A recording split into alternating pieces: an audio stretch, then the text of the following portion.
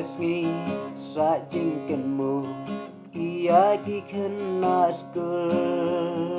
si peu taring budi sembar snem hajar khat kendai ya bam kawai daimon siauha lembat kinong hikai kerku kerdo hei pure puthi nishanya ha me blai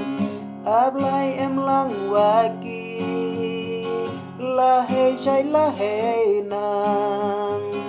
yo kiu nang ku sha prang ken thai waki shen rang ablai to ya luti hajing iman kasni yo ki utim nei ni ya mi ki wo shakri na do na shi liang du riau waj ngai sha du ri khasip na u khon prang sni na ri se mi sha du she ni la wan pa to da jingan wa maya ulai rang ken sai u da sai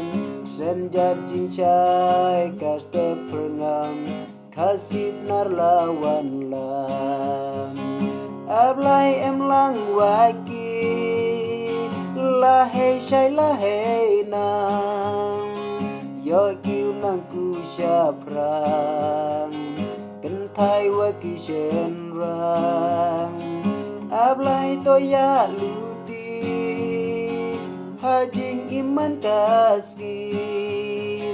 yo ki utim nei ni ya me ki wo shakri ane kasgi sa jin kan mo iya ki ken naskur chi peu taring budi sembar snem hajar khat kendai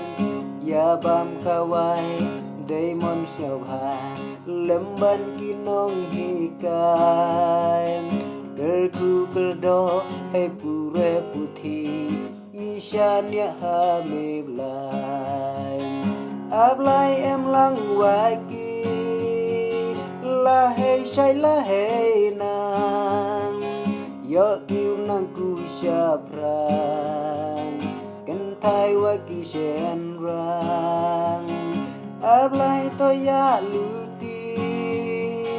hajing iman kasgi yo ki utim nei ni ya me ki wo shakri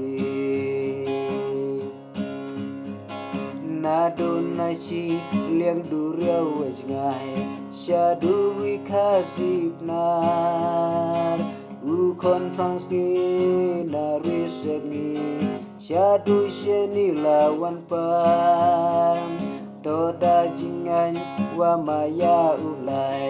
rang ken sai u da sai sen ja jing che ka ste pernam khasip nar lawan lam ablai em lang waki la hei shai la hei nang yo kiu nang ku sha prang ken thai waki shen rang ablai to ya luti hajing iman kasgi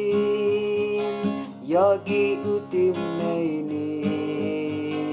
ya me ki wo shakri